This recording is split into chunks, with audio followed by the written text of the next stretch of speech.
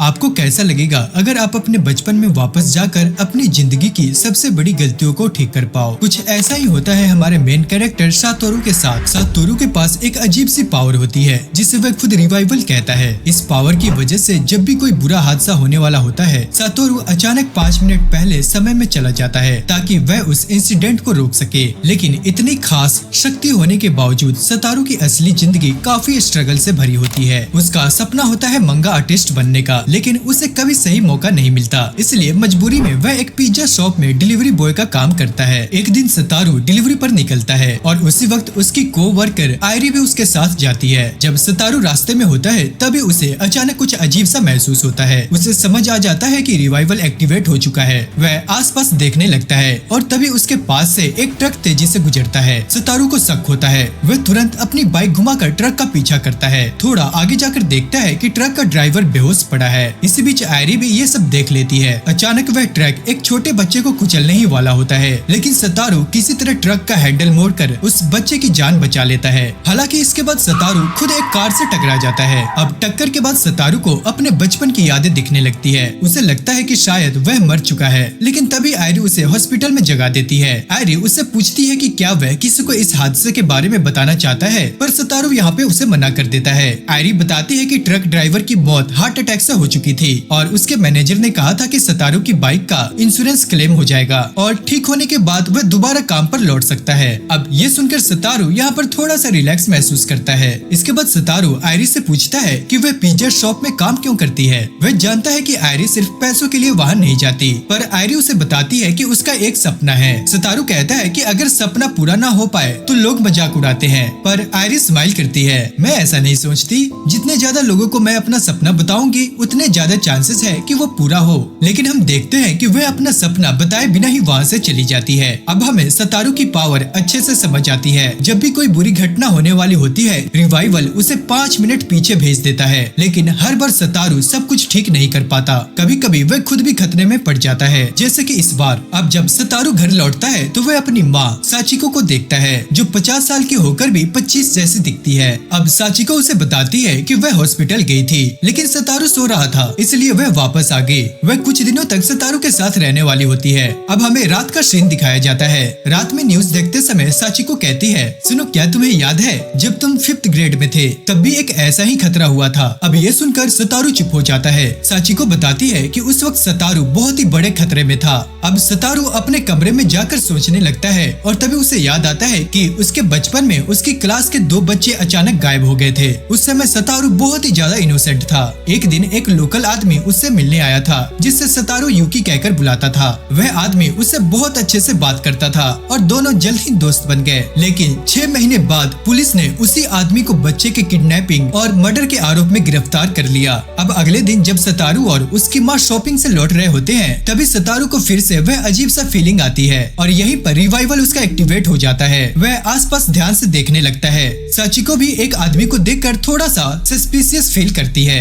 पर वह आदमी कार में बैठकर वहाँ से चला जाता है। साचिको उसकी कार का फोटो ले लेती है। तभी वहाँ आयरी भी आ जाती है और वह साचिको को देखकर हैरान हो जाती है कि वह आज भी कितनी यंग दिखती है। अब साचिको आयरी को अपने घर खाने पर बुला लेती है, लेकिन जाते वक्त वही सस्पिशियस आदमी दूर से उन्हें देख रहा होता है। अब डिनर के टाइम हम देखते हैं कि साचिको मजाक में पूछती है, अच्छा सुनो, तुम दोनों कब से डेट कर रहे हो? अरे नहीं आंटी, ऐसा कुछ नहीं है, हम बस अच्छे दोस्त हैं। आयरी के जाने के वक्त साचिको उसे वही रुकने के लिए कहती है, लेकिन सातोरू उसे मना कर देता है क्योंकि आयरी भी अभी हाई स्कूल स्टूडेंट है। बाद में सातोरू साचिको से कहता है, सुनिए मॉम, वो मेरी फ्यूचर वाइफ नहीं है, आपको ऐसे बिहेव करने की जरूरत नहीं है। कौन जाने, बन भी सकती है। अच्छा सुनो, मुझे लगता है कि आज तुमने शायद किसी बच्चे को किडनैप होने से बचाया है। पर हम देखते हैं कि सातोरू को उनकी बात समझ में नहीं आती। इसके बाद सातोरू पुराने न्यूज आर्टिकल्स देखने लगता है। तभी उसकी नजर एक नाम पर जाती है, कायो हिनाजुकी। वो याद करता है कि कायो उसी की क्लास में पढ़ती थी। वो बहुत ही चुप रहने वाली और डरी हुई लड़की थी। न्यूज में लिखा होता है कि उसे किडनैप करके मार दिया गया था। ये पढ़कर सातोरू को बहुत ही बुरा लगता है। उधर हम देखते हैं कि साचिको भी उस सस्पिशियस आदमी के बारे में सोचने लगती है जिसे उसने शॉपिंग के वक्त देखा था। उसे लगता है कि वो आदमी उसे कहीं पहले देखा हुआ है। अब जब वो एक पुराना न्यूज़पेपर देखती है तो उसका शक पक्का हो जाता है। वो बाहर जाकर किसी को फोन करने की कोशिश करती है। अब वो समझ जाती है कि असली किडनैपर वो आदमी है, ना कि वो जिसे पहले पुलिस ने अरेस्ट किया था। वो सोचती है कि इस आदमी ने शायद कई बच्चों को मारा है। अब सडनली उनके घर का दरवाजा खुलता है। साचिको सोचती है कि शायद सातोरू आया होगा, लेकिन वहाँ असली किलर आया होता है। वह साचिको को चाकू मार देता है। मरते वक्त साचिको सोचती है कि वो सही थी। वो सातोरू को कॉल करने की कोशिश करती है, लेकिन किलर उसका मोबाइल छीन लेता है। वो अपने मन में सातोरू से माफी मांगती है कि उस समय उसने उसकी बात पर भरोसा नहीं किया जब वो कह रहा था कि उसकी दोस्त कातिल नहीं है। अब इधर हम सातोरू को देखते हैं जो कि घर लौट रहा होता है। रास्ते में उसे खून बहता हुआ दिखता है, लेकिन वो समझ नहीं पाता। घर पहुंचकर वो देखता है कि दरवाजा खुला हुआ है। अंदर जाकर वो अपनी माँ को मरा हुआ पाता है। अब उसे कुछ भी समझ में नहीं आता। उसका दिमाग सुन्न हो जाता है। वो जैसे ही अपनी माँ को छूता है तभी वहाँ पर उसकी पड़ोसन आ जाती है और वो सतारू के हाथ में खून देखकर चिल्लाने लगती है। तभी थोड़ी देर बाद वहाँ पर पुलिस आ जाती है और वो सतारू को कातिल समझ लेती है। डर के मारे सतारू वहाँ से भागने लगता है और भागते भागते सतारू अचानक एक अजीब सी जगह पर पहुँच जाता है। उसे लगता है कि शायद वो ये जगह पहले देख चुका है। तभी एक बच्चा उसके सामने से गुजरता है और अब सतारू को समझ आ जाता है कि वो 1988 में अपने बचपन में वापस आ चुका है। आगे सतारू अपनी क्लास में पहुंचता है। तभी वहाँ पर टीचर आते हैं और उसे अपनी सीट पर बैठने के लिए कहते हैं, लेकिन सतारू भूल जाता है कि उसकी सीट कहाँ पर है। वो गलती से किसी और की सीट पर बैठ जाता है। अब यहाँ पर एक क्लासमेट उसे बताता है कि वो उसकी सीट नहीं है। फिर सतारू अपनी असली सीट पर जाकर बैठ जाता है। हम देखते हैं कि सतारू यहाँ पर पूरी तरह से कंफ्यूज होता है कि आखिर ये सब हो क्या रहा है। क्लास के बाद सतारू अपना बैग लेकर वहाँ से जाने लगता है। अब एक दोस्त उससे पूछता है कि वो कहाँ जा रहा है। सतारू कहता है कि उसका सिर दर्द हो रहा है और वो नर्स ऑफिस जा रहा है। पर सुनो, तुम ये बैग क्यों लेकर जा रहे हो? पर हम देखते हैं कि सतारू उसे कुछ जवाब नहीं देता।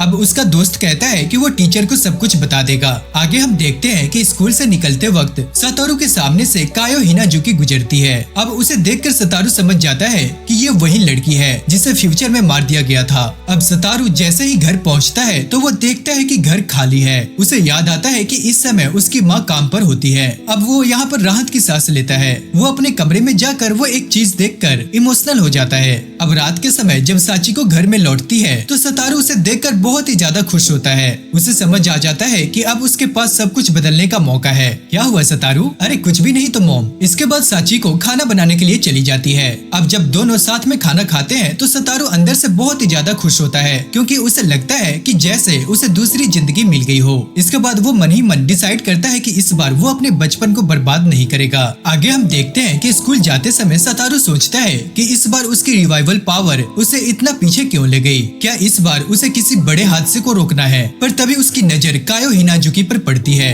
हम देखते हैं कि क्लास के दौरान भी वो बार बार कायो को देखता रहता है और तभी वो देखता है कि उसकी जांघ पर चोट के निशान हैं। आगे क्लास के बाद सतारू अपने दोस्त से बात कर रहा होता है। तभी उसका दोस्त केन्या उससे पूछता है, सुन, क्या तू कायो को पसंद करता है? अरे नहीं नहीं, ये तुम क्या कह रहे हो? ऐसी कोई बात नहीं है, मैं बस उसके बारे में और जानने के लिए क्यूरियस हूँ। अब दोस्त मजाक में कहते हैं कि सब कुछ ऐसे ही शुरू होता है और वो उसे कायो से मिलाने की कोशिश करने लगते हैं। आगे स्कूल के बाद सतारू कायो से बात करने जाता है। कायो ज्यादा अच्छे से बात नहीं करती क्योंकि वो शुरू से ऐसे ही है, पर फिर भी सतारू उससे पूछता है कि क्या वो उसकी दोस्त बनेगी। सुनो, तुमने ऐसा क्या देखा कि तुम मुझसे दोस्ती करना चाहते हो? पर सतारू कुछ उसे आंसर नहीं दे पाता। तब कायो उससे कहती है कि वो और सतारू एक जैसे ही हैं, दोनों ही फेक हैं। ये सुनकर अब सतारू सोच में पड़ जाता है कि क्या कायो को सब कुछ पता है। पर फिर कायो उससे कहती है कि उसने कल उसे देखा था जब उसकी माँ उस पर चिल्ला रही थी।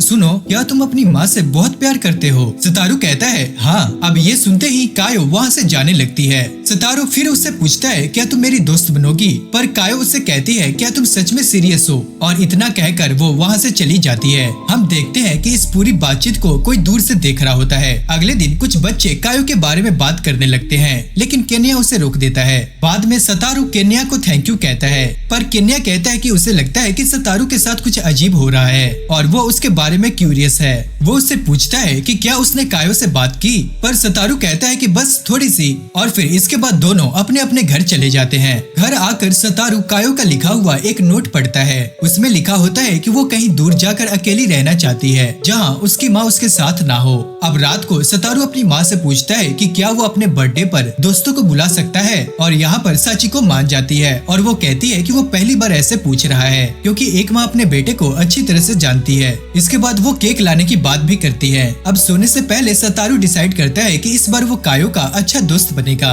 और उसे अकेला नहीं छोड़ेगा। अगले दिन स्कूल की छुट्टी के बाद कुछ बच्चे उसे रोकना चाहते थे, पर वो उनसे कहता है कि किसी और दिन वो उनके साथ जरूर रुकेगा। और फिर इसके बाद वो कायो के पास जाने का डिसाइड करता है। उसे पता होता है कि इस समय कायो कहाँ होगी। वो सीधे पार्क जाता है जहाँ कायो अकेली बैठी होती है। तुम यहाँ क्या कर रहे हो? अरे ये सवाल मैं तुमसे पूछना चाहता हूँ कि तुम यहाँ क्या कर रही हो? अब वो उसे साफ साफ कहता है कि वो दोस्त बनने की बात को सीरियसली कहना चाहता था। वो मानता है कि वो एक्टिंग करता है, लेकिन वो ऐसा इसलिए करता है क्योंकि वो दोस्त बनना चाहता है और हमेशा लूजर नहीं रहना चाहता। इसके बाद वो कहता है कि जितना वो कोशिश करता है उतना वो बेहतर बनता जाता है। हाँ, तुम जितना अपने आप पर काम करोगे उतना ही बेहतर होगे। अब ये सुनकर सतारू को आयरी की वही बातें याद आ जाती है। इसके बाद सतारू कायो को अपने बर्थडे का पहला इनविटेशन देता है। कायो पूछती है कि क्या ये ठीक रहेगा क्योंकि वहाँ और भी लोग होंगे, पर सतारू कहता है कि उसे नहीं पता, लेकिन वो पहला इनविटेशन उसे ही देना चाहता था। अब ये सुनकर कायो खुश हो जाती है। सुनो, क्या तुम्हें ठंड नहीं लग रही? पर सतारू कहता है कि उसने ग्लव्स पहने हुए हैं। इसके बाद कायो उसका हाथ पकड़कर उसे गर्म करती है। अब यहाँ पर बेचारा सतारू शर्मा जाता है। कायो कहती है अरे क्या हुआ?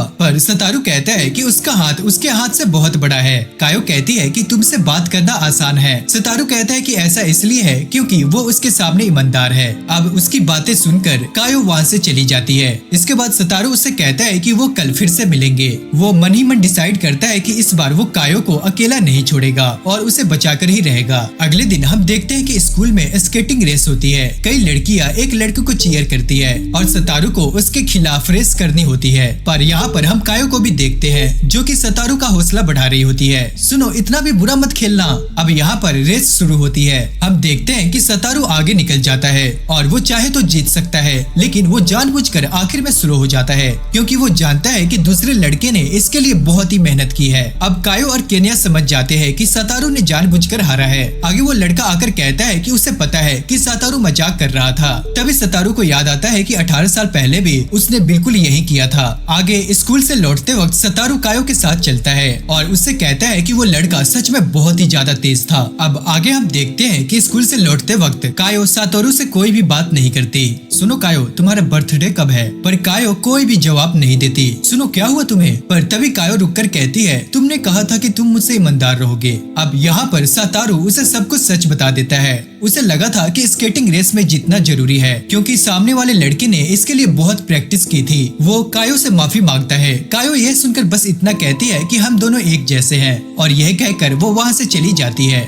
इसके बाद हम देखते हैं कि एक दोस्त सतारू से साथ घर चलने के लिए कहता है, लेकिन वो किसी बहाने से टीचर के ऑफिस में चला जाता है और वहाँ वो एक फाइल देखने लगता है। तभी उसकी टीचर मिस आए को वहाँ पर आ जाती है और उससे पूछती है कि उसे क्या चाहिए। अब यहाँ पर सतारू बहाना सोच ही रहा होता है कि टीचर समझ जाती है कि यह यहाँ कायो के लिए आया है। अब सतारू उन्हें सब कुछ सच बता देता है कि वो कायो का बर्थडे जानना चाहता है क्योंकि उसने खुद नहीं बताया। अब टीचर उसे फाइल देखने देती है। अब वो देखता है कि कायो और उसका बर्थडे एक ही दिन है। अब टीचर उसे कहती है कि शायद कायो बहुत शर्मीली है इसलिए उसने उसे नहीं बताया। अब यहाँ पर सतारू समझ जाता है कि उसके पास अब सिर्फ 11 दिन बचे हैं। अगर उसे कायो को बचाना है तो उसे उसके और करीब जाना होगा। इसके बाद सातोरू पार्क में कायो को ढूंढता है, लेकिन वो वहाँ नहीं मिलती। तभी हम देखते हैं कि एक पेपर प्लेन उड़कर आता है और वहाँ गाकू उसे आवाज लगाता है। इसके बाद दोनों साथ बैठकर काफी अच्छी बातें करते हैं। अब सतारू मन ही मन सोचता है कि यह आदमी कातिल नहीं हो सकता,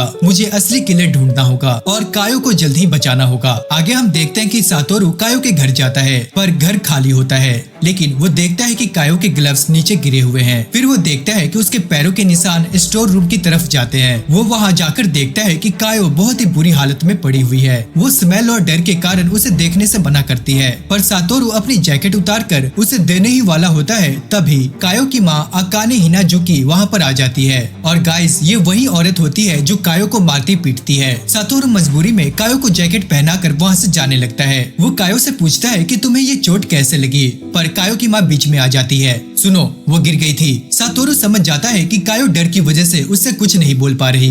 अगले दिन स्कूल में सभी बच्चे आते हैं लेकिन कायो नहीं आती और सातोरू यहाँ पर बहुत ही ज्यादा परेशान होता है। पर थोड़ी देर बाद हम देखते हैं कि कायो क्लास में वापस आ जाती है पर टीचर उसे अंदर आने देती है। क्लास के बाद सातोरू टीचर से कायो के बारे में बात करता है। टीचर बताती है कि उन्होंने कायो की चोटें देखी हैं। सातोरू पूछता है कि अगर उन्हें पता है तो उन्होंने कुछ क्यों नहीं किया। टीचर उसे बताती है क्लास के बच्चे पहले ही कायो को अवॉइड करते हैं। अगर उन्होंने सबके सामने कहा तो बच्चे उसका मजाक उड़ाएंगे और यह उसके लिए बहुत ही ज्यादा दर्दनाक होगा। वो बताती है कि उन्होंने कायो की माँ से बात की है और उन्हें पूरा यकीन है कि वो ही कायो को मारती है। वो बताती है कि चाइल्ड प्रोटेक्शन सर्विसेज 3 बार उसके घर जा चुकी है लेकिन कायो की माँ हर बार बच निकलती है। सुनो, जब सच्चाई पूरी तरह से साबित हो जाएगी तब कायो को बहुत दूर ले जाया जाएगा और वो यहाँ कभी वापस नहीं आएगी। ये सुनते ही सातोरू टीचर से कहता है कि वो बस यही चाहता है कि कायो सेफ रहे। लंच टाइम में सातोरू अपने जमा किए हुए पैसे ढूंढता है लेकिन वो नहीं मिलते। वो टीचर को बताता है पर तभी एक लड़की कहती है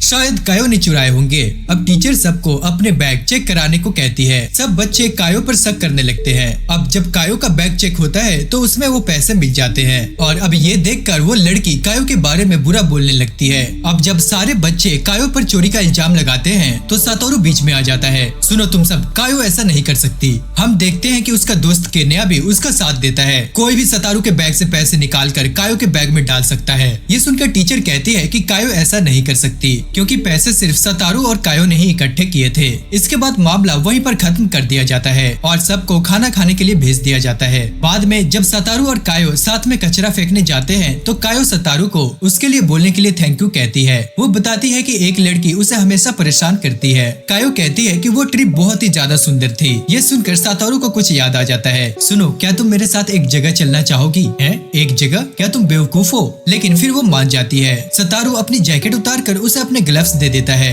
और कहता है कि उसे उनकी जरूरत पड़ेगी। अब दोनों एक पहाड़ी जगह पर जाते हैं जहाँ सातोरू कहता है कि उसने वहाँ रेड फॉक्स देखे हैं। तभी सच में 2 रेड फॉक्स वहाँ पर आ जाते हैं और दोनों के आसपास घूमते हैं। ये सब देखकर वो दोनों बहुत ही ज्यादा खुश होते हैं। कुछ देर के बाद वो फॉक्स वहाँ से चले जाते हैं। अब दोनों को एहसास होता है कि वो एक दूसरे के बहुत ही ज्यादा पास आ गए हैं। चलते चलते वो एक बड़े पेड़ के पास पहुँचते हैं जो बर्फ से ढका हुआ होता है और बहुत ही ज्यादा खूबसूरत लगता है। सुनो, हमें गर्मियों में भी यहाँ आकर इसे देखना चाहिए। उसे याद आता है कि कायो के गायब होने की घटना अब सिर्फ 1 हफ्ते दूर है और वो इंसिडेंट उसके बर्थडे से ठीक पहले हुई थी। सातोरू मन ही मन कायो को बचाने का पक्का फैसला कर लेता है। अगली सुबह सातोरू अपनी माँ साचिको से कहता है कि वो शनिवार को कहीं जाना चाहता है। साचिको पूछती है, क्या डेट पर जा रहे हो? अब यहाँ पर सातोरू शर्माकर कहता है, नहीं नहीं मॉम, आप भी न। अब साचिको उससे मजाक में कहती है कि अगर वो डेट पर जा रहा है तो वो उसे पैसे दे देगी, पर फिर वो समझ जाती है कि वो सच में डेट पर जा रहा है। इसके बाद वो उससे कहती है कि लड़की को घर ले आना, लेकिन सातोरू कहता है कि वो कायो को साइंस म्यूजियम ले जाना चाहता है। साचिको उसे परमिशन दे देती है। आगे हम देखते हैं कि स्कूल के बाद सातोरू डिसाइड करता है कि इस बार वो कायो को उस जगह नहीं जाने देगा जहाँ से वो गायब हुई थी। वो दोस्तों से पूछता है कि क्या वो शनिवार को साथ चलेंगे और जैसे ही वो शनिवार बोलने ही वाला होता है काजू उसे रोक लेता है। हम देखते हैं कि उसके सारे दोस्त यहाँ पर बहाना बनाने लगते हैं कि उन्हें उस दिन कुछ काम है। अब जब कायो उससे पूछती है कि वो कहाँ जाने की बात कर रहा है तो सातोरू के मुंह से गलती से वो बात निकल जाती है, मैंने सबको मना कर दिया है क्योंकि शनिवार को मैं कायो के साथ डेट पर जा रहा हूँ। अब ये सुनकर कायो शर्माने लगती है। कायो कहती है कि शनिवार को उसकी माँ उसे जल्दी घर बुला लेगी, पर सातोरू कहता है कि वो उसकी माँ से परमिशन ले लेगा। लेकिन हम देखते हैं कि जब वो कायो की माँ से बात करता है तो वो साफ मना कर देती है। वो कहती है कि उसे कायो की मदद करनी है। सातोरू गुस्से में पूछता है कैसे? इसके बाद वो उनसे जिद करने लगता है। इसके बाद वो खुद कायो से पूछती है कि क्या वो उसके साथ जाना चाहती है, तो कायो उन्हें हाँ कर देती है। अब ये देखकर कायो की माँ गुस्से में उसे मारने लगती है, लेकिन हम देखते हैं कि साचिको बीच में आकर उसे रोक लेती है। साचिको कायो की माँ से रिक्वेस्ट करती है कि वो उसे जाने दे। आखिरकार कायो की माँ मान जाती है। अब जब दोनों वहाँ से निकलने लगते हैं तो साचिको अपने बेटे से कहती है कि वो कायो की फिक्र ना करे क्योंकि उसकी ड्रेस को देखकर ऐसा लगता है कि उसकी माँ उसे बहुत ही अच्छे से सजाती है। अब सातोरू हैरान होकर उनसे पूछता है, आपको ये सब कैसे पता? मैंने जो देखा और जो सुना उससे मुझे समझ आया कि उसकी माँ उसका बहुत ही अच्छे से ख्याल रखती होंगी। अब शनिवार को सातोरू और कायो साइंस म्यूजियम आते हैं। वो चीजें देखते हैं और बहुत इंजॉय करते हैं, लेकिन अचानक सातोरू को एक अजीब सी झलक दिखती है। वो बाथरूम जाकर सोचता है कि मैं पहली बार कायो के साथ आया हूँ, पर मुझे ऐसा क्यों लग रहा है कि ये सब पहले हो चुका है। अब बाहर जाने पर उसे फिर से वही फ्लैश दिखती है। कायो उसे यहाँ लाने के लिए थैंक यू कहती है, पर तभी सातोरू को याद आता है कि 18 साल पहले भी यही सब कुछ हुआ था। अब उसे एहसास होता है कि वो फिर से वही चीजें दोहरा रहा है, यानी कि फ्यूचर अभी भी बदला नहीं है। अब वो ये सोचकर डर जाता है। तभी कायो कहती है कि वो बहुत खुश है कि वो यहाँ आई। उसी समय उनके दोस्त वहाँ पर आ जाते हैं। सातोरू सोचता है कि शायद ये एक अच्छा साइन है। अगले दिन स्कूल में कायो खुद आकर सातोरू को गुड मॉर्निंग कहती है। अब यहाँ पर सातोरू बहुत ही ज्यादा खुश हो जाता है। सुनो कायो, तुम बहुत ही ज्यादा खूबसूरत लग रही हो, और उसकी बातें पूरी क्लास सुन लेती है। इसके बाद वो दोनों शर्माने लगते हैं। अब हम क्लास के दौरान देखते हैं कि सातोरू यही सोच रहा होता है कि आज वही दिन है जब कायो गायब होने वाली है। स्कूल के बाद वो और कायो साचिको से मिलते हैं। सातोरू कायो से कहता है कि वो कल फिर से मिलेंगे। अब अगली सुबह हम देखते हैं कि सातोरू जल्दी उठकर कायो के घर जाता है। वो उसका हाथ पकड़कर उसे स्कूल ले आता है और ये सब उसके दोस्त देख लेते हैं। सातोरू खुश होता है कि उसने कुछ चीजें बदल दी हैं। अब स्कूल के बाद वो कायो से कहीं चलने के लिए कहता है। हम देखते हैं कि वो पहले मना करती है, लेकिन वो फिर मान जाती है। इसके बाद हम देखते हैं कि वो दोनों जाकर एक साथ गेम खेलने लगते हैं, जहां सातोरू एक बार भी जीत नहीं पाता। अब यहाँ पर बहुत ही ज्यादा देर हो जाती है और फिर दोनों वापस अपने घर लौट जाते हैं। अब जब रास्ते में सातोरू उस पार्क में पहुँचता है जहाँ से कायो पिछली बार गायब हुई थी, तो सातोरू अचानक कायो का हाथ जोर से पकड़ लेता है, क्योंकि इस बार उसे किसी भी हालत में अकेला नहीं छोड़ना चाहता। और तभी बर्फ गिरनी शुरू हो जाती है। सातोरू कायो से कहता है कि वो कल फिर से मिलेंगे और वहाँ से अपने घर लौट आता है। घर जाकर सातोरू बस घड़ी को घूरता रहता है, लेकिन उसे ऐसा लगता है कि जैसे समय आगे ही नहीं बढ़ रहा। बेचैनी में वो फिर से कायो के घर के बाहर खड़ा होकर समय को बीतते हुए देखने लगता है। अब जब आखिरकार समय आगे बढ़ता है तो सातोरू के चेहरे पर सुकून और खुशी आ जाती है। अगली सुबह सातोरू बहुत जल्दी घर से निकल पड़ता है, सिर्फ कायो को देखने के लिए। उधर हम देखते हैं कि कायो अभी अभी सोकर उठी होती है और जैसे ही वो दरवाजा खोलती है तो सामने सातोरू को देखकर चौंक जाती है। अब स्कूल में क्लास के बाद टीचर गाकू, सतारू, कायो और हिरोमी सुगितो को कचरा फेंकने की ड्यूटी पर लगा देता है। ड्यूटी के बाद दोनों शॉपिंग करने जाते हैं और फिर कायो के घर पहुँचते हैं। घर पहुँचते ही उन्हें 2 सरप्राइज मिलते हैं, दोनों बच्चों के लिए एक साथ केक। ये सब करने में उनके टीचर ने उनकी मदद की थी। अब ये सब देखकर कायो सतारू से माफी मांगने लगती है, क्योंकि वो उसकी दी हुई गिफ्ट को ठीक से संभाल नहीं पाई थी। और फिर इसके बाद वो सभी मिलकर पार्टी करने लगते हैं। अब पार्टी के लास्ट में सातोरू कायो को दस्ताने गिफ्ट करता है। अब जब सातोरू कायो को घर छोड़ने जाता है तो हम देखते हैं कि उसे बहुत ही ज्यादा ठंड लगती है। कायो उसे अपना स्कार्फ दे देती है और कहती है कल मैं तुम्हें अपने गिफ्ट जरूर दूंगी। ये सुनकर सातोरू बहुत ही ज्यादा खुश हो जाता है, क्योंकि उसे लगता है कि शायद उसने पास्ट को चेंज कर दिया है। अब इसके बाद वो घर आकर चैन से सो जाता है। अगले दिन हम देखते हैं कि सातोरू देर से उठता है और स्कूल के लिए लेट पहुंचता है। स्कूल पहुंचते ही उसे पता चलता है कि आज कायो स्कूल नहीं आई है। अगले दिन भी कायो स्कूल नहीं आती और फिर वो पूरी तरह स्कूल आना बंद कर देती है। सातोरू क्लास में बैठा बस उसी प्रॉमिस के बारे में सोच रहा था जो कायो कभी पूरा नहीं कर पाई। स्कूल के बाद सातोरू कायो के घर चला जाता है। वो स्टोर रूम में झांकता है, लेकिन वहाँ कुछ नहीं मिलता। तभी उसकी नजर रबर के जूते के निशानों पर पड़ती है। ये देखकर सातोरू को बहुत ही ज्यादा गुस्सा आ जाता है। उधर घर के अंदर कायो की माँ और उसका बॉयफ्रेंड कायो की मरी हुई बॉडी को लेकर घबराए हुए होते हैं। अब सातोरू 2 दिन तक स्कूल नहीं जाता। एक दिन वो अपनी माँ को किसी के फोन पर बात करते हुए देख लेता है। स्कूल जाने पर टीचर बच्चों से कहता है कि कायो अपनी दादी के घर चली गई है, लेकिन सारे बच्चे टेंशन में आ जाते हैं। इसके बाद टीचर सातोरू को बुलाकर कहता है कि वो भी इसी कहानी के साथ चले, क्योंकि सच जानकर बच्चे डर जाएंगे। आगे कुछ दिनों तक पुलिस कायो के घर के बाहर रहती है, क्योंकि उन्हें उसकी माँ पर शक होता है। लेकिन कुछ दिनों के बाद एक और लड़की किडनैप हो जाती है और पुलिस को लगता है कि किडनैपर कहीं बाहर घूम रहा है, इसलिए पुलिस कायो के घर से चली जाती है। एक दिन सातोरू कायो के घर के सामने से गुजर रहा होता है। तभी वो देखता है कि कायो की माँ कुछ फेंकते हुए मुस्कुरा रही है। अब सातोरू दौड़कर वहाँ जाता है और देखता है कि वही गिफ्ट जो कायो उसे देने वाली थी। अब ये देखकर सातोरू रोते हुए भागने लगता है। तभी हम देखते हैं कि वो वापस प्रेजेंट टाइम में आ जाता है। अब उसे कुछ समझ में नहीं आता कि ये सब आखिर हुआ क्या। अब वो आगे बढ़कर देखता है कि उसके घर के बाहर पुलिस खड़ी होती है और वो उसी को ढूंढ रही होती है। तभी उसे एहसास होता है कि वो उसी समय में वापस लौट आया और कुछ भी बदल नहीं पाया। इसके बाद वो पुलिस से भागता हुआ अपनी माँ के मर्डर के बारे में सोचता है कि कैसे उसके पास उसका फोन और पर्स नहीं था जो शायद किलर ही ले गया था। अगले दिन सातोरू एक रेस्टोरेंट में बैठकर खाना खा रहा होता है। थोड़ी देर में ताकाहाशी उसके पास आता है। तभी हम देखते हैं कि ताकाहाशी को उसके बॉस का मैसेज आता है। ताकाहाशी सातोरू को कहता है कि वो अपने बॉस को लेकर परेशान है। इसके बाद वो सातोरू को वहीं छोड़कर बियर लेने के लिए चला जाता है। उसके जाते ही जैसे ही सातोरू टीवी ऑन करता है तो वहाँ उसके बारे में न्यूज चल रही होती है। अब वो जैसे ही खिड़की से बाहर देखता है तो पुलिस ताकाहाशी से बात कर रही होती है। सातोरू समझ जाता है कि उसे फंसाने के लिए यहाँ लाया गया है। अब वो दीवार कूदकर जैसे ही भागने वाला होता है तभी अचानक उस पर एक लाइट पड़ती है। सुनो, क्या तुम बेवकूफ हो? अब जैसे ही वो पलटकर देखता है तो वो आयरी होती है। अब आयरी उसका मोबाइल बंद कर देती है और उसे अपने साथ घर ले जाती है। अब इसके बाद सातोरू पूछता है कि वो उसकी मदद क्यों कर रही है। आयरी कहती है कि मुझे पता है कि तुम अपनी माँ को मार नहीं सकते और जो उसके साथ हो रहा है वो उसके बचपन में भी नहीं होना चाहिए था। फिर वो बताती है कि उसने ये सब एक मांगा में पढ़ा था जो सातोरू उस दिन भूल गया था। आयरी बताती है कि कायो 11 मार्च को किडनैप हुई थी। अब ये सुनकर सातोरू हैरान रह जाता है। आयरी उसे घर से बाहर जाने से मना करके काम पर चली जाती है। उसके जाते ही सातोरू मांगा खोलता है और देखता है कि डेट बदल चुकी है और तभी उसे समझ आ जाता है कि उसका रिवाइवल फिर से एक्टिव हो चुका है। अगली सुबह जब सातोरू उठता है तो वो देखता है कि आयरी उसके लिए एक नोट छोड़कर काम पर चली गई है। नोट में लिखा होता है कि वह ड्यूटी जा रही है और सातोरू के लिए वो घर की चाबी और कार्ड छोड़ा होता है। जब सातोरू घर से बाहर निकलता है तब वह देखता है कि ये आयरी का असली घर नहीं है। आयरी एक पिज्जा शॉप में काम करती है और वहाँ का बॉस ताकाहाशी होता है। अब जब आयरी वहाँ से जाने लगती है तब ताकाहाशी उसके हाथ में कुछ देखकर पूछता है कि वह क्या है। आयरी उसे बताती है कि ये कल का बचा हुआ पिज्जा है। ताकाहाशी कहता है कि वह उसे एक नया पिज्जा बनाकर दे देगा, लेकिन आयरी उसे मना कर देती है और वहाँ से चली जाती है। आयरी के जाने के बाद वहाँ मौजूद एक आदमी आयरी के बारे में बात करता है और वह कहता है कि वह कितनी क्यूट है। अब हम देखते हैं कि जब आयरी वहाँ से चली जाती है तो वही आदमी बाहर निकलकर उसे दूर से घूर रहा होता है। आगे जाने के बाद आयरी की मुलाकात फिर से ताकाहाशी से होती है। वह उसे एक नया पिज्जा देता है और साथ ही में सातोरू के बारे में पूछता है, पर आयरी उसे कहती है कि उसे सातोरू के बारे में कुछ भी नहीं पता। ताकाहाशी कहता है कि अगर उसे सातोरू मिले तो उसे बता देना क्योंकि वह उसका दोस्त है।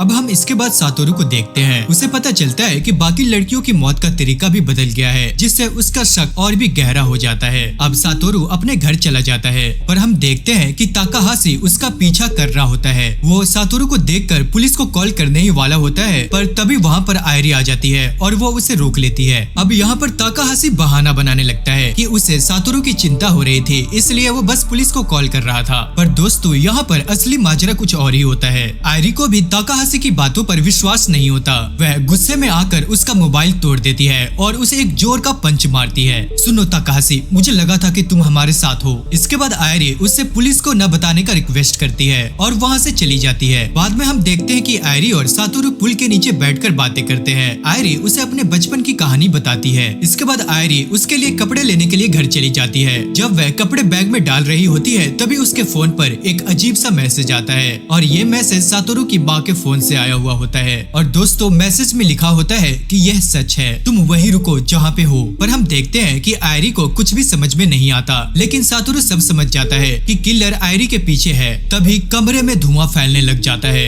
अब आयरी बाहर निकलने की कोशिश करती है, लेकिन धुएं की वजह से वो वहीं पर बेहोश हो जाती है। उसी समय हम देखते हैं कि सातोरू वहाँ पर आ जाता है और आयरी को बेहोश हालत में देखता है। वह उसे बाहर निकालने लगता है और चुपचाप अपना मोबाइल आयरी के जेब में डाल देता है। जब सातोरू सीढ़ियों से उतरने लगता है तभी ताकाहाशी भी अंदर आ जाता है और उसकी मदद करता है। वे दोनों मिलकर आयरी को नीचे उतारते हैं और बाहर दरवाजे तक पहुंचकर सातोरू को वहां से जाने के लिए कहते हैं। बाद में जब सातोरू अपना मोबाइल देखता है तो उसे वही मैसेज दिखता है। अब उसे पूरा यकीन हो जाता है कि किलर उसे मारने आया था। अब सातोरू डिसाइड करता है कि अब वह पुलिस से पहले खुद किलर को ढूंढेगा, क्योंकि किलर यही आसपास है। इसके बाद सातोरू एक आदमी को कॉल करता है और उसे मिलने के लिए कहता है। वह आदमी बताता है कि वह पहले सातोरू की माँ के साथ काम करता था और उसने कभी उसके बारे में पुलिस को नहीं बताया। पर सुनो, तुम्हें कैसे यकीन है कि मैंने अपनी माँ को नहीं मारा? बच्चे, मैं साचिको को बहुत ही अच्छी तरह से जानता हूँ और उसका बेटा कभी भी ऐसा नहीं कर सकता। इसके बाद वो सातोरू को अपने कमरे में ले जाता है और उसे वह नोट दिखाता है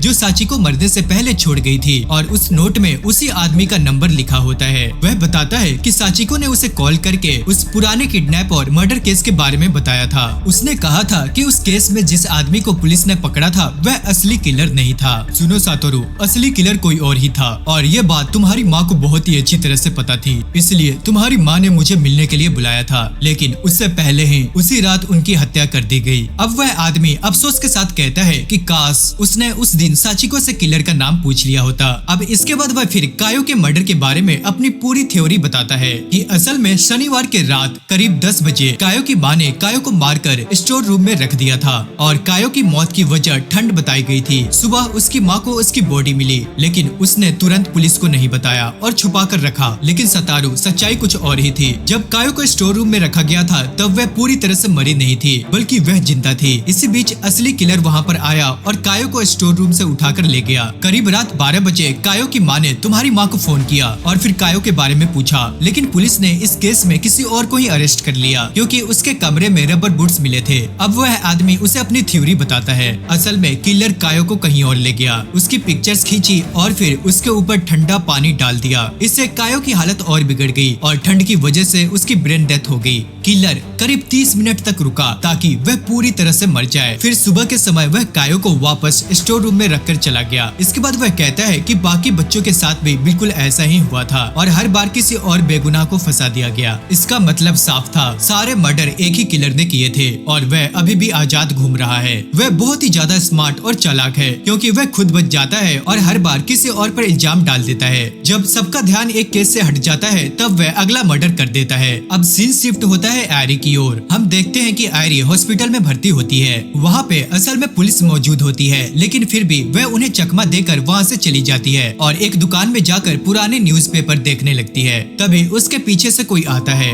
और उसका हाथ पकड़ लेता है। उधर सातोरू सबादा यानी कि उस आदमी को वो मैसेज दिखाता है जो साचिको के फोन से आया था। वह बताता है कि कैसे उसकी माँ ने एक आदमी पर शक किया था और उसकी कार की फोटो भी खींची थी और शायद वही फोटो किलर ने देख ली और तभी उसने साचिको का पीछा करना शुरू कर दिया। उसी दौरान किलर साचिको के घर का पता लगा लेता है और शायद पिज्जा शॉप में भी आया था, जहाँ से उसे आयरी के बारे में भी पता चल गया। यह सब सुनकर सबादा तुरंत आयरी को देखने हॉस्पिटल जाता है। जाने से पहले वह सातोरू को अपनी रिपोर्ट दिखाता है। उस रिपोर्ट में कायो मर्डर केस, कुछ सस्पेक्ट्स और बेगुनाह आदमी के बारे में भी लिखा होता है। इसके बाद हॉस्पिटल पहुंचकर सबादा बाथरूम के पास पूछताछ करता है। वह देखता है कि वहाँ एक स्लॉट पर किसी का नाम ही लिखा नहीं। अब उसे शक होता है कि शायद आयरी यहीं पर छुपी हुई है। वह पुलिस को चकमा देकर अंदर चला जाता है, लेकिन वहाँ जाकर देखता है कि असल में वह आयरी की माँ होती है। असल में आयरी एक दुकान में अपनी माँ से मिली थी और वहीं पर उसने अपनी माँ को सारी सच्चाई बताई। उसकी माँ उसकी मदद करने के लिए मान गई। इसके बाद आयरी सातोरू को फोन करके उसे एक जगह मिलने बुलाती है। पहले तो सातोरू मान जाता है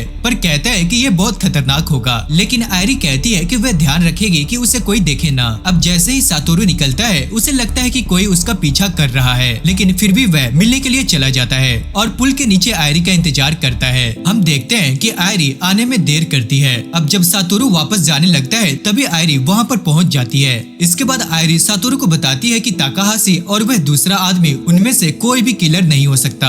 अब ताकाहाशी का नाम सुनते ही सातोरू यहाँ पर थोड़ा सा घबरा जाता है। अब जब दोनों आपस में बात कर ही रहे होते हैं तभी अचानक वहाँ पर पुलिस आ जाती है। अब सातोरू वहाँ से भागने की कोशिश करता है, लेकिन पुलिस उसे पकड़ लेती है। अब जब पुलिस उसे वहाँ से ले जाने लगती है तो आयरी बार बार पुलिस से कहती है कि सातोरू ने कुछ भी गलत नहीं किया है और उसे सातोरू पर पूरा विश्वास है। अब पुलिस की गाड़ी में बैठने से पहले सातोरू आयरी से कहता है कि मुझे बहुत खुशी है कि तुमने मुझ पर भरोसा किया, पर आयरी मैं हार नहीं मानूंगा। मैं इस हालात से भी बाहर निकलने का रास्ता जरूर ढूंढूंगा। तुम बिल्कुल भी चिंता मत करो। इतना कहकर वह वहाँ से जाने लगता है, लेकिन तभी उसकी नजर वहाँ खड़े एक आदमी पर पड़ती है। अब उसे देखते ही सातोरू समझ जाता है कि यह वही आदमी है जिसे उसने पहले देखा था और यही असली किलर है। अब जब पुलिस की गाड़ी चलने लगती है तो सातोरू जोर से चिल्लाता है, रुको, मुझे वापस जाना है। तभी दोस्तों हम देखते हैं कि यहाँ पर रिवाइवल एक्टिवेट हो चुका होता है। अब अचानक सब कुछ बदल जाता है। सातोरू फिर से अतीत में पहुँच जाता है,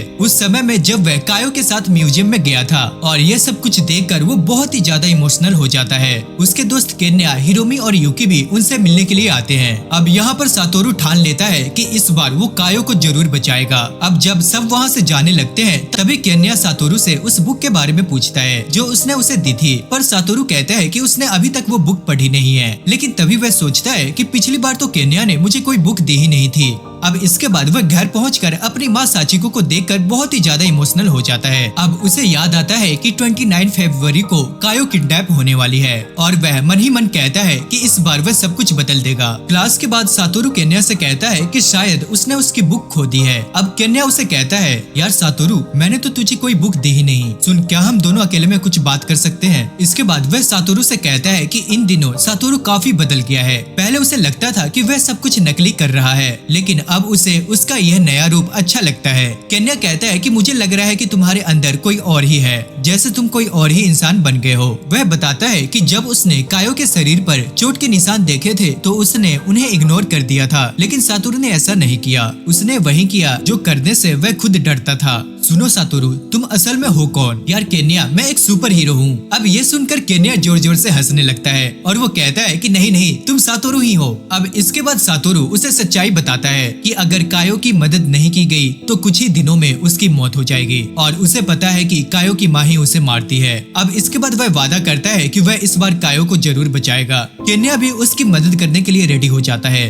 अब दोनों क्लास में लेट पहुँचते हैं तो टीचर उन्हें सजा दे देते हैं। स्कूल के बाद सातोरू यूकी के घर जाता है और उसके पापा से कमरे के बारे में पूछता है। वह उन्हें बताता है कि यूकी और कायो एक अच्छे दोस्त बन गए हैं और ये सुनकर वह खुश हो जाते हैं और उन्हें देखकर सातोरू भी खुश हो जाता है। अब यहाँ पर सातोरू सोचता है कि शायद किलर ने यूकी को कायो के साथ खेलते देखा था, इसलिए उसे टारगेट किया गया था। अब जब सातोरू चाइल्ड सेंटर जाता है तो शुरुआत में वहाँ कोई नहीं होता, लेकिन अंदर जाते ही वह देखता है कि सब बच्चे बास्केटबॉल खेल रहे हैं। उसे याद आता है कि पिछली बार वह और कायो अकेले थे, पर अब चीजें बदल रही हैं, इसलिए वह और ज्यादा सावधान हो जाता है। अब एक पार्टी के दौरान सातोरू बहाना बनाकर बाहर निकल जाता है। वह यूकी के पापा के कमरे की खिड़की पर पत्थर फेंकता है ताकि पुलिस आए और सबकी नजर यूकी के घर पर जाए। अगले सीन में हम देखते हैं कि जब कायो की माँ वहाँ से जाने लगती है तो सातोरू उन्हें सीढ़ियों से धक्का देने ही वाला था, पर तभी पीछे से केन्या आकर उसे रोक लेता है। केन्या उसे कहता है कि उससे उनकी जान भी जा सकती थी। अब सातोरू बताता है कि उसे पता है कि आज कायो बहुत ही ज्यादा खतरे में है,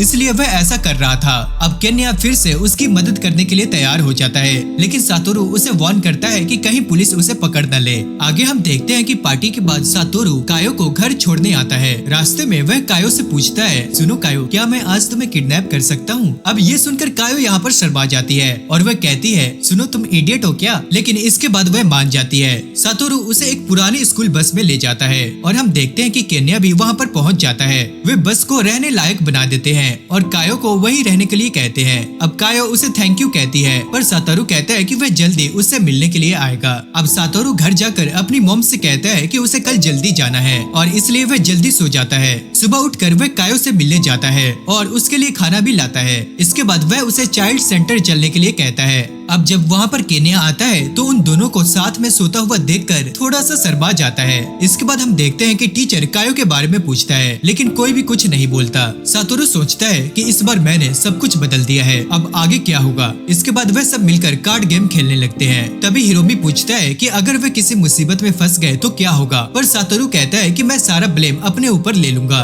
लेकिन तभी कायो गुस्से में कहती है, क्या तुम इडियट हो? यहाँ किसी पर ब्लेम नहीं आएगा। रात को बस में सोते समय कायो को किसी के आने की आवाज सुनाई देती है। वह सोचती है कि शायद सातोरू होगा, लेकिन असल में वहाँ कोई और ही होता है। वह अंदर आकर एक बैग जोर से रखता है और फिर किसी बॉक्स से मारकर चला जाता है। अगली सुबह सातोरू देखता है कि उसकी माँ उठ गई है और वह उसके लिए नाश्ता बना रही होती है। सुनो सातोरू, तुम कोई गलत काम तो नहीं कर रहे? अरे नहीं नहीं मॉम, आप भी न। अब उसकी माँ उसकी बातों पर यकीन कर लेती है और उसके लिए एक एक्स्ट्रा लंच बॉक्स भी दे देती है। वह कहती है कि अगर जल्दी भूख लगे तो खा लेना। अब हम देखते हैं कि सातोरू वह लंच बॉक्स कायो को दे देता है और इसके बाद वह कायो से पूछता है कि वह यहाँ बोर तो नहीं हो रही। कायो कहती है कि उसे यहाँ कोई दिक्कत नहीं है और वह कुछ और दिन यहाँ रुक सकती है। अब सातोरू के जाने के बाद कायो को वहाँ एक नोट मिलता है। यह नोट असल में सातोरू की माँ ने छोड़ा होता है। नोट में लिखा होता है कि उसने अपने बेटे की सारी पसंदीदा चीजें पैक कर दी है। क्लास के समय टीचर बताता है कि आज भी कायो स्कूल नहीं आई है। अब सारे बच्चे कायो के बारे में बातें करने लगते हैं। अब टीचर बच्चों से कहता है कि कोई बात नहीं, वो जल्दी आ जाएगी और क्लास शुरू कर देता है। क्लास के बाद टीचर सातोरू को बुलाकर कायो के बारे में पूछता है, पर सातोरू कहता है कि उसे कुछ भी नहीं पता है।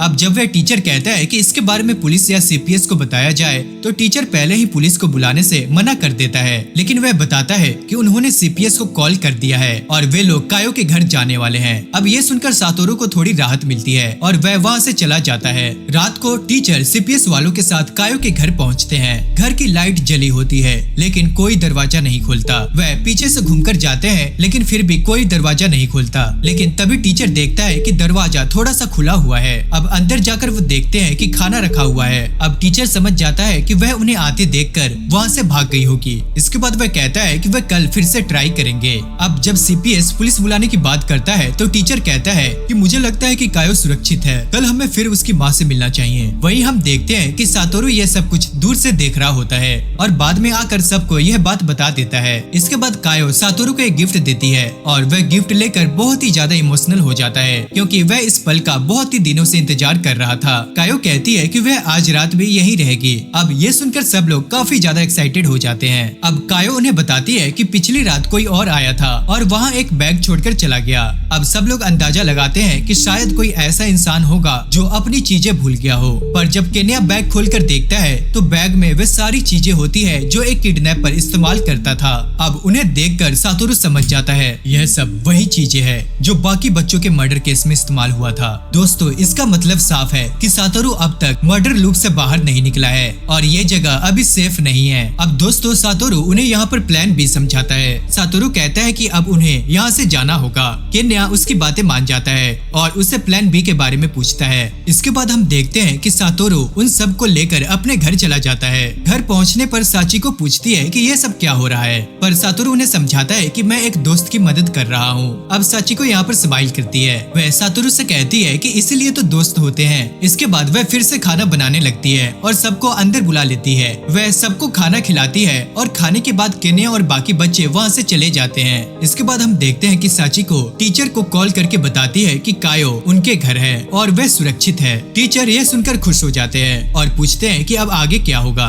इसके बाद सातोरू उन्हें अपना पूरा प्लान बताता है और सुबह 7 बजे मिलने के लिए कहता है। इसके बाद हम देखते हैं कि टीचर किसी को कॉल करने लगता है। आगे हम देखते हैं कि घर में कायो और साची को एक साथ नहाते हैं, जहाँ दोनों काफी खुश होते हैं। नहाने के बाद भी साची को कायो का पूरा ध्यान रखती है और इसके बाद वो शांति से सो जाते हैं। सुबह उठते ही कायो अपने सामने लंच बॉक्स देखती है। वह बहुत ही ज्यादा इमोशनल हो जाती है, क्योंकि उसकी असली माँ उसे कभी सुबह कुछ नहीं देती थी। उसी समय कायो की माँ गुस्से में तोड़ फोड़ करने लगती है। तभी दरवाजे पर कोई आता है। वह गुस्से में दरवाजा खोलती है और सामने कायो को देखती है। वह गुस्से में कायो को मारने ही वाली होती है, लेकिन तभी उसकी नजर सातोरू और साचिको पर पड़ती है। अब वह और भी ज्यादा गुस्से में उन पर चिल्लाने लगती है। सुनिए, कायो 3 दिन से घर नहीं आई थी, क्या आपने एक बार भी उसे ढूंढने की कोशिश की? अब ये सुनते ही कायो की माँ गुस्से में साचिको पर हमला कर देती है, लेकिन सातोरू और कायो बीच में आकर दोनों को रोक लेते हैं। इसके बाद साचिको कहती है, असल में आप कायो की चिंता नहीं कर रही थी, आप सिर्फ अपने बारे में सोच रही थी। फिर हम देखते हैं कि ये सुनकर कायो की माँ और जोर जोर से चिल्लाने लगती है। अब जब सातोरू कुछ कहने की कोशिश करता है, तो कायो की माँ गुस्से में उस पर भी हमला करने लगती है। उसी समय सीपीएस यानी कि चाइल्ड प्रोटेक्शन सर्विसेज के लोग वहाँ पर पहुँच जाते हैं और उसे रोक लेते हैं। वे कायो की माँ से बात करने की कोशिश करते हैं, लेकिन वह उल्टा सातोरू और साचिको पर इल्जाम लगाने लगती है। सीपीएस वाले उसकी बातों को गंभीरता से नहीं लेते और उसे शांत होकर बात करने को कहते हैं। आखिरकार वो कहते हैं कि अब ये मामला पुलिस तक जाएगा और वो कायो को अपने साथ ले जाने लगते हैं। तभी हम देखते हैं कि उसी समय कायो के टीचर कायो की दादी को वहाँ पर ले आते हैं। अब दादी वहाँ पर आते ही कायो की माँ से माफी मांगती है। सुनो, जिस दिन से तुमने उस आदमी के साथ रहने का फैसला किया, उसी दिन से मैंने तुमसे बात नहीं की। मुझे पता है अकेले बच्चे को पालना कितना मुश्किल होता है। शायद कायो को हमें अपने साथ रख लेना चाहिए था, लेकिन अब से मैं कायो की सारी जिम्मेदारी खुद लूंगी। अब ये सुनकर कायो की माँ यहाँ पर थोड़ी सी इमोशनल हो जाती है, लेकिन सातोरू और कायो को उस पर बिल्कुल भी भरोसा नहीं होता। इसके बाद सातोरू टीचर को थैंक यू कहता है, लेकिन टीचर कहता है कि ये सब सातोरू सातोरू के बिना नामुमकिन था। इसके बाद कायो भी सातोरू को दिल से थैंक यू कहती है। फिर कायो अपनी दादी के साथ वहाँ से चली जाती है। अब हम देखते हैं कि कायो के जाने से सातोरू अंदर से बहुत ही ज्यादा सैड हो जाता है। इसके बाद टीचर सातोरू को बुलाकर कहते हैं कि कायो अभी सेफ है और अब उसकी माँ उससे लंबे समय तक नहीं मिल पाएगी। सुनो सातोरू, जब कायो गायब थी तो वह कहाँ पर रह रही थी? टीचर, वह पुराने स्कूल बस में रह रही थी। अच्छा, वह जगह किडनैप करने के लिए बिल्कुल ठीक था और किसी को शक भी नहीं होता कि कायो को असल में यहाँ पर किडनैप करके रखा गया है। तुम वाकई में जीनियस हो। हाँ टीचर, लेकिन खतरा अभी भी खत्म नहीं हुआ है। अभी 2 और बच्चों को बचाना बाकी है। इसके बाद सातोरू सोचता है कि अब उन दोनों बच्चों को भी अकेला नहीं छोड़ा जा सकता। घर आकर सातोरू सोचता है कि वह उस लड़की से कैसे मिलेगा जो उसके स्कूल में पढ़ती ही नहीं। इसके बाद वह अपनी माँ से पूछता है, मॉम, अगर कोई बच्चा स्कूल में नहीं पढ़ता तो मैं उससे बात कैसे करूँ? अरे सातोरू, तुम जाकर उससे सीधे बात करो ना। अब अगले दिन हम देखते हैं कि स्कूल के बाद सातोरू बाकियों से अलग होकर उस लड़की को देखने जाता है। वह देखता है कि वह लड़की युकी से भी बात करती है। वह पूरा दिन उसका पीछा करके यह पता लगाता है कि वह कहाँ जाती है, लेकिन तभी सातोरू की माँ उसे पीछे से देख लेती है और उसे अपनी हेल्प करने के लिए बुला लेती है। अब सातोरू यहाँ उनकी हेल्प करने के लिए चला जाता है। उसी समय उनके पीछे एक कार आकर रुकती है और हम देखते हैं कि उस कार में टीचर यासुरो होता है। सातोरू यासुरो से पूछता है, सुनिए टीचर, क्या आप अभी भी सिंगल हो? अब ये सवाल सुनकर यासुरो थोड़ा सा चौंक जाता है। असल में सातोरू, पहले प्यार में धोखा मिलने के बाद मैंने दोबारा कभी कोशिश ही नहीं की।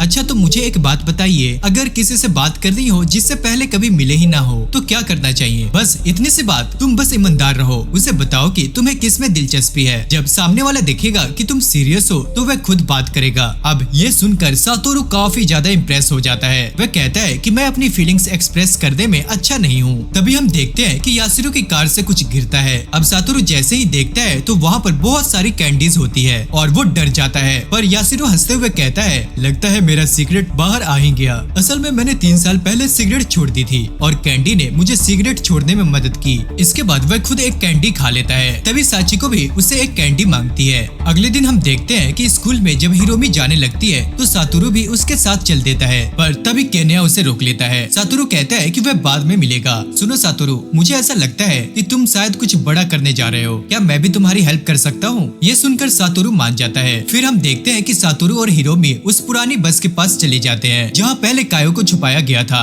वहाँ उन्हें किसी के पैरों के निशान दिखाई देते हैं। बस के अंदर जब कोई सबूत नहीं होता तो सातोरू कहता है कि किलर ने सब कुछ साफ कर दिया है। अब वह सबको बताता है कि ये काम किसी सीरियल किलर का है जो बच्चों को टारगेट करता है और वो सिर्फ कायो को उसकी मम्मी से नहीं बल्कि उस किलर से भी बचा रहा था। अब हिरोमी को भले ही ये सब कुछ समझ में ना आए, लेकिन वो सातोरू का हाथ पकड़कर कहती है कि कोई माने या ना माने पर मैं तुम पर भरोसा करती हूँ। अगले दिन सातोरू उन दोनों को साथ कहीं जाने को कहता है, लेकिन तभी काजू और ओसामू भी वहाँ पर आ जाते हैं, पर तीनों कोई बहाना बनाकर वहाँ से निकल जाते हैं। फिर हम देखते हैं कि सातोरू और केन्या डिसाइड करते हैं कि वो दोनों उनका पीछा करेंगे। अब वह तीनों जाकर एक लड़की से बात करते हैं जिसका नाम होता है आया। असल में आया बच्चों से ज्यादा बात नहीं करती। हम देखते हैं कि दूर से वो दोनों इन्हें देख रहे होते हैं। इसके बाद आया सातोरू और केन्या से कहती है कि उसे पता है, उसने पहले उन्हें देखा है। वो कहती है कि उसे पता है उनका हाइड आउट कहाँ पर है। अब ये सुनकर आया हंसते हुए कहती है कि ये तो बच्चों वाली चीज है। अब ये सुनते ही केन्या को गुस्सा आ जाता है। अब आया उसे बच्चा कहकर वहाँ से जाने लगती है। तभी हम देखते हैं कि वहाँ पर काजू आ जाता है और वो कहता है कि हाइड आउट बहुत ही माचो होते हैं। अब ये सुनते ही आया शर्मा जाती है। इसके बाद काजू कहता है कि उसे भी वहाँ जाना चाहिए,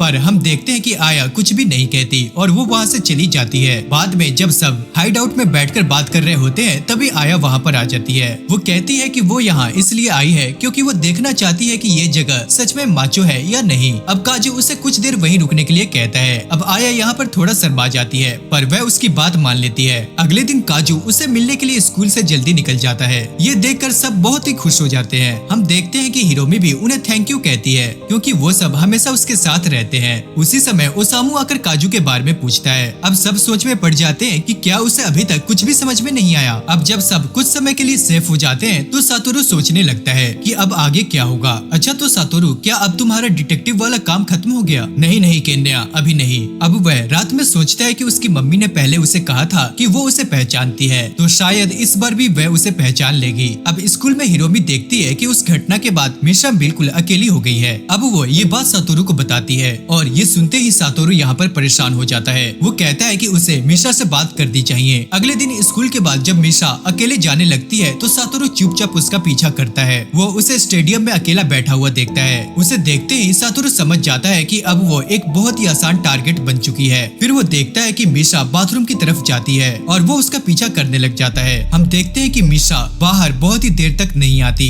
अब सातोरू को शक होने लगता है और वो उसे देखने के लिए वहाँ चला जाता है। पर हम देखते हैं कि तभी वहाँ पर टीचर आ जाता है और वो सातोरू से पूछता है कि वो यहाँ पर क्या कर रहा है। अब सातोरू उसे कहता है कि वो मिसातो को ढूंढ रहा है, पर टीचर उसे वहाँ से बाहर चलने के लिए कहता है। पर उसी वक्त सातोरू देखता है कि युकी के पापा का ट्रक वहाँ से गुजर रहा है। अब ये देखते ही सातोरू टीचर से कहता है कि वो उसे वहाँ से बाहर ले चले। अब जब दोनों साथ चलने लगते हैं तो सातोरू टीचर को बताता है कि वो सब मिलकर उस अकेली लड़कियों की मदद कर रहे हैं ताकि उन्हें उस किडनैपर से बचाया जा सके। टीचर उसकी बहुत तारीफ करता है और उससे सीट बेल्ट बांधने के लिए कहता है, पर हम देखते हैं कि सातोरू यहाँ पर बेल्ट बांध नहीं पाता तो टीचर उसकी मदद करता है। थोड़ी देर बाद टीचर उससे कहता है कि कोई भी बच्चा ऐसे ही आसानी से किडनैप हो सकता है। अब आगे हम देखते हैं कि टीचर अपने बारे में अजीब अजीब सी बातें करने लगता है और तभी सातोरू को उस पर शक होने लगता है। वो उससे अचानक चॉकलेट के बारे में पूछता है क्योंकि टीचर हमेशा चॉकलेट रखता था, लेकिन हम देखते हैं कि कार में इस बार एक भी चॉकलेट नहीं होती। अब हम देखते हैं कि टीचर यहाँ पर बहुत ही खतरनाक स्माइल करता है और वो कहता है कि असल में ये उसकी कार नहीं है। अब ये सुनकर सातोरू डर जाता है। वो पूछता है कि उसकी असली कार कहाँ है और तभी यहाँ पर टीचर सब कुछ सच बता देता है। वो उसे बताता है कि उसे उस पर शक तब हुआ था जब वो आया का पीछा कर रहा था। वो मान लेता है कि सातोरू बहुत स्मार्ट है और उसने उसके हर मूव को ट्रैक किया।